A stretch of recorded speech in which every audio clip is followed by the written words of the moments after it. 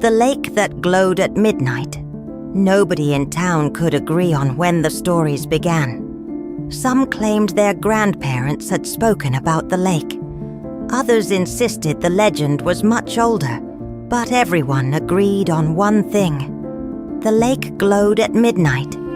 Most people laughed when they heard the story. Raymond used to laugh too. After all, lakes didn't glow. Water was water, fish were fish, and stories had a way of growing larger every time they were told.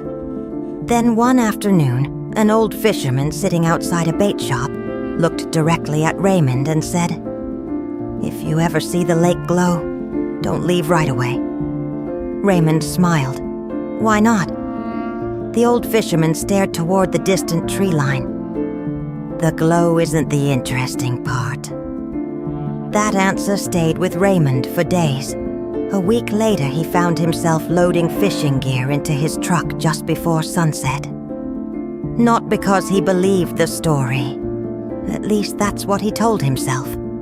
But curiosity has a way of convincing people to do things logic never would. Ava climbed into the passenger seat carrying a small cooler. She noticed Raymond's expression immediately. "You're thinking about the glowing lake again." "Maybe. You've been thinking about it for a week. Only because nobody will explain what happens after it starts glowing. And that's enough to get you driving into the woods after sunset?" Raymond smiled. "You got in the truck." Ava laughed. He had a point. The drive took nearly an hour. The farther they traveled, the fewer signs of civilization remained. Roads became narrower. Trees grew thicker. Eventually, even the pavement disappeared. The final stretch was little more than a winding dirt path beneath towering pines. When they finally arrived, the lake looked completely ordinary. Peaceful, still, beautiful, but ordinary.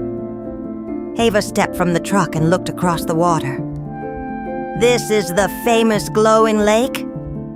Raymond laughed. "Honestly, I'm a little disappointed."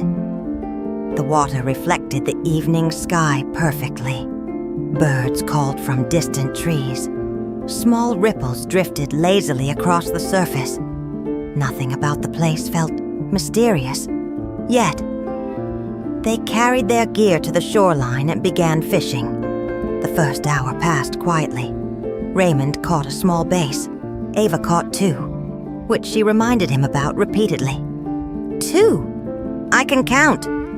Just making sure. Raymond shook his head. "One day you're going to let me win." "Not today." The lake echoed with laughter, the kind of laughter that only comes from good company and a beautiful evening. As darkness slowly settled across the water, they built a small campfire near the shoreline.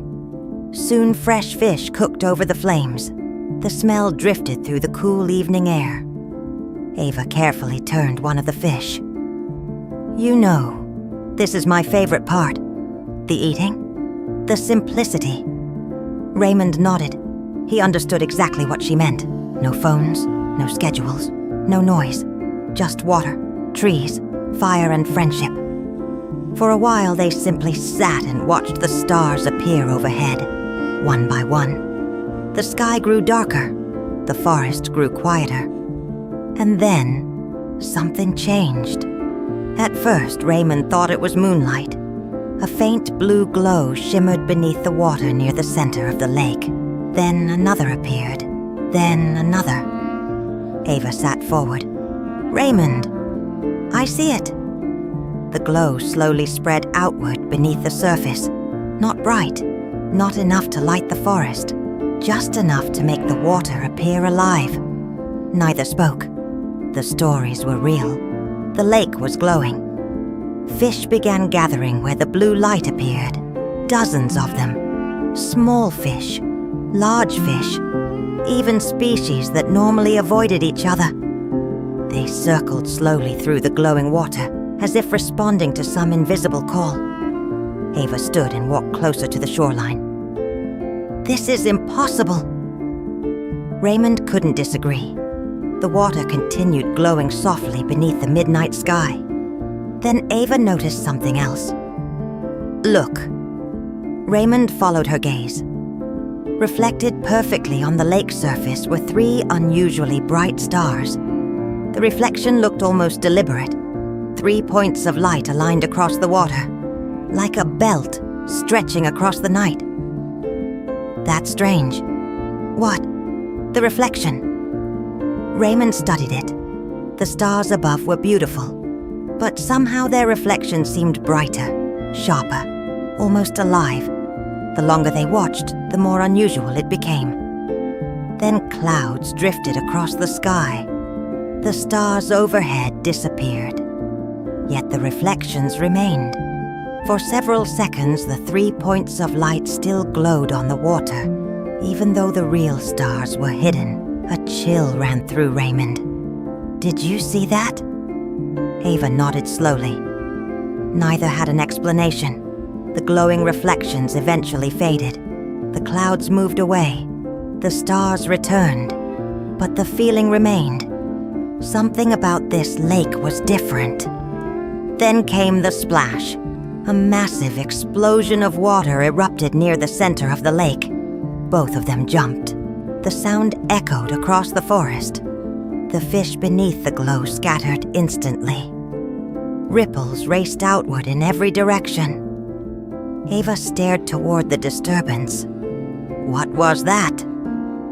Raymond never answered, because he was staring at the enormous shadow moving beneath the surface.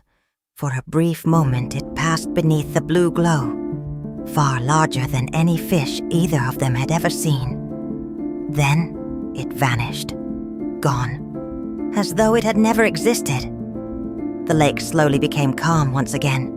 The glow faded. The fish disappeared. The water returned to normal. Ava and Raymond stood in silence. Finally, Ava smiled. "No one's going to believe this." Raymond laughed. "Nope." The two packed their gear and prepared to leave. As they walked toward the truck, Ava stopped and looked back one final time. The lake rested quietly beneath the stars. Peaceful, still, ordinary. At least on the surface. Because now they knew better. Some lakes held fish. Some lakes held stories. And some lakes held mysteries waiting patiently beneath the water. Waiting for the right people to discover them. As the truck disappeared down the forest road, neither Ava nor Raymond noticed one final ripple crossing the lake, far out near the center, beneath 3 bright stars shining overhead. And whatever caused it remained hidden beneath the dark water, waiting the end.